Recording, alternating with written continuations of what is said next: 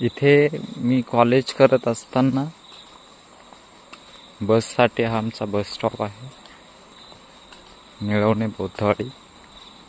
इथून वरती जाण्यासाठी आपल्याला लगभग अर्धा ते पाऊण तास लागेल. बघूया आपण.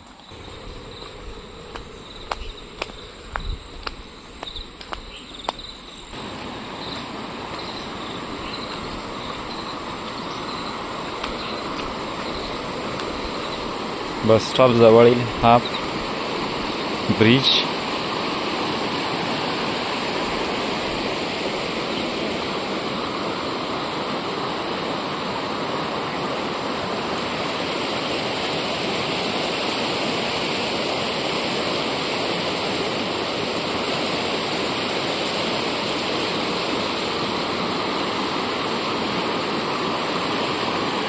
आणि समोरचा पूल या वर्षीवरती पाणी आल्यानंतर जाण्यासाठी.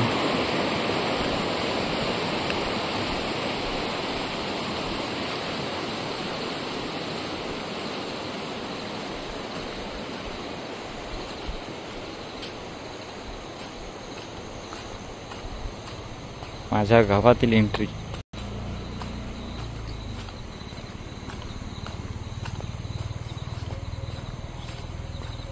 सुरुवातीला आपल्याला निळवणे गावातील बौद्धवाडी लागेल.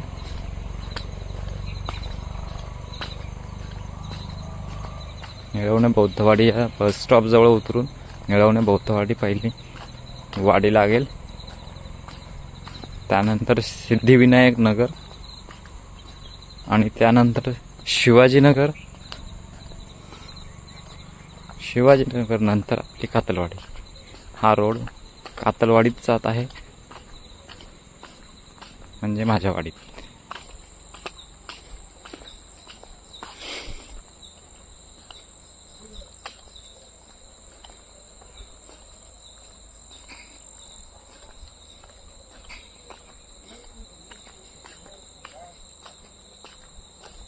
सध्या मी गेलो होतो माझी गाडी लावून ठेवायला, कारण काल रात्री मी जेव्हा आलो तेव्हा मंदिराजवळ गाडी ठेवली होती. समोर जाणार रस्ता बौद्धवाडी, लेफ्ट साइड कातलवाडीकडे जाणारा मार्ग. तर गाडी मी काल वरपर्यंत घेऊन गेलो होतो. रस्त्याचं काहीसं भूस्खलन झालं असलं कारणानं खालीच गाडी लावून ठेवली आहे. आता जाताना डायरेक्टली मी ती गाडी निघेल घेऊन.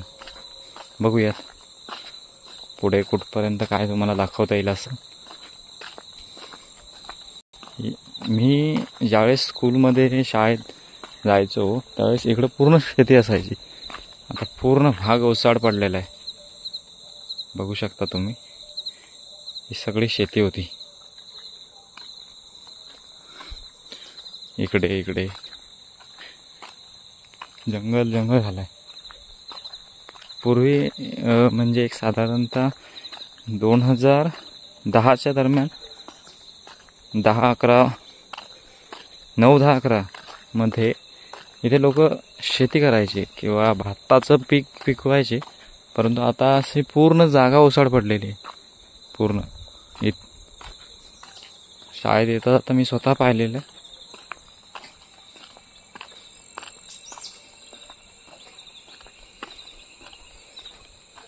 ही निळवणे बौद्धवाडी हा एक दुसरा रस्ता.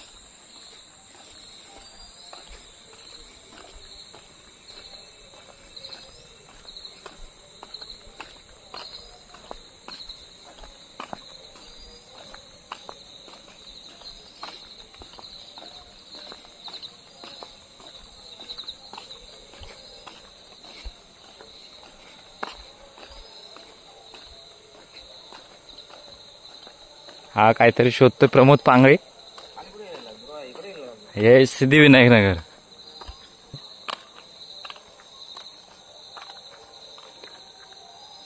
श्री सिद्धिविनायक नगर शोधतोस काय? अच्छा, घरी गणपती आणला तुमच्या? घरी गणपती आणतो.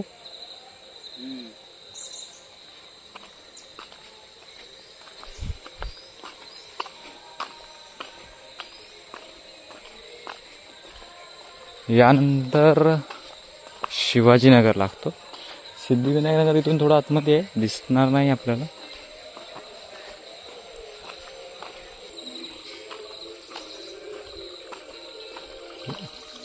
हे शिवाजीनगर हे जे दिसतंय हे अमोल जाधव यांचं घर.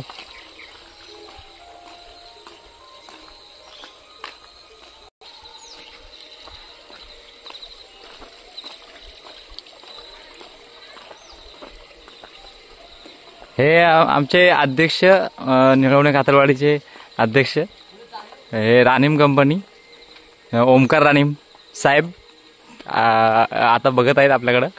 बघू शकता तुम्ही त्यांना, आमचे अध्यक्ष.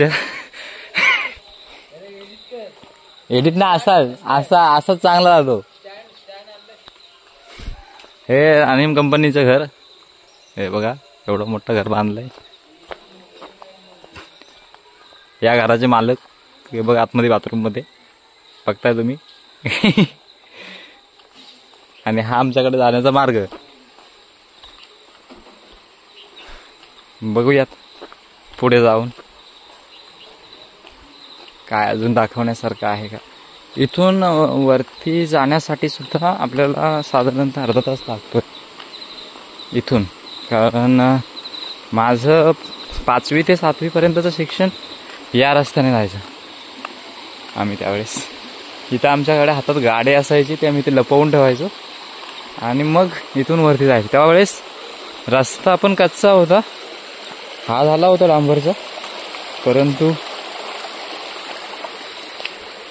या रस्त्यानं येणं आम्ही गाडी चालू जायचो 7वी पर्यंत. साधारणतः 2007-8-5 समथिंग दरम्यान. नाही, कारण 10वी संपली, 12, 11, 9वी, 10, 8वी, पहिले 3 वर्ष.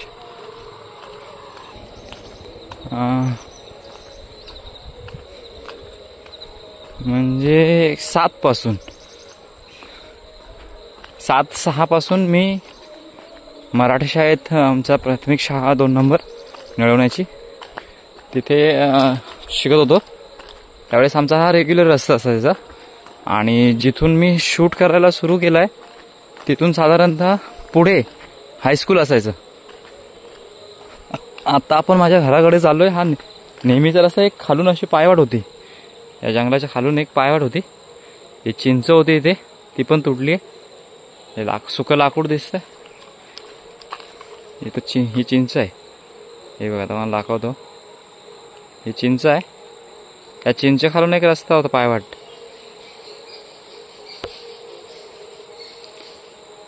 मग आता नाही आहे तो. चला आपण बघूयात पुढे कुठपर्यंत जातोय. आपल्या वाडीत जाण्यासाठी रस्ता किती वेळ लागतो. साधारणतः मी व्हिडिओ पॉज करून करून पुढे टाकतोय. बघू.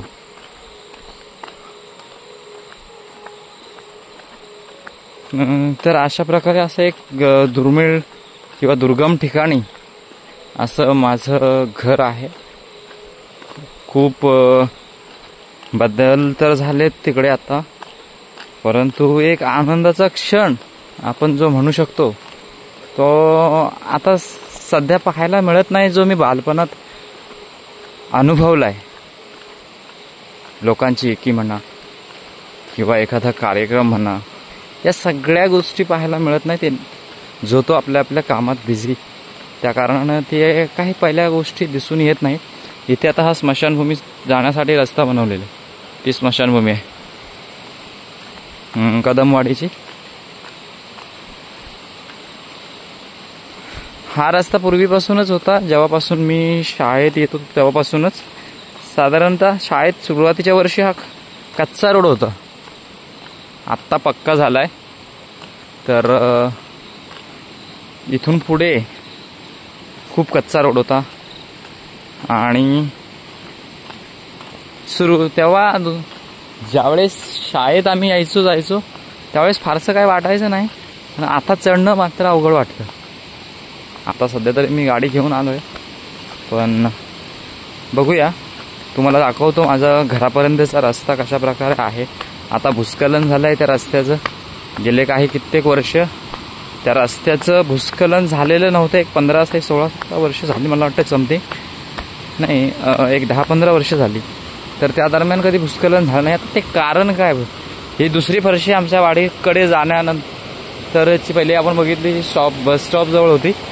याला पाणी फारसं लागत नसायचं, पण कधीतरी मला वाटतं मी 5वी पासून 7वी पर्यंत जो 3 वर्षात या शिकण्याच्या कालावधीमध्ये साधारणतः 4 ते 5 वेळा फरशीला पाणी लागताना बघितलंय मी स्वतः.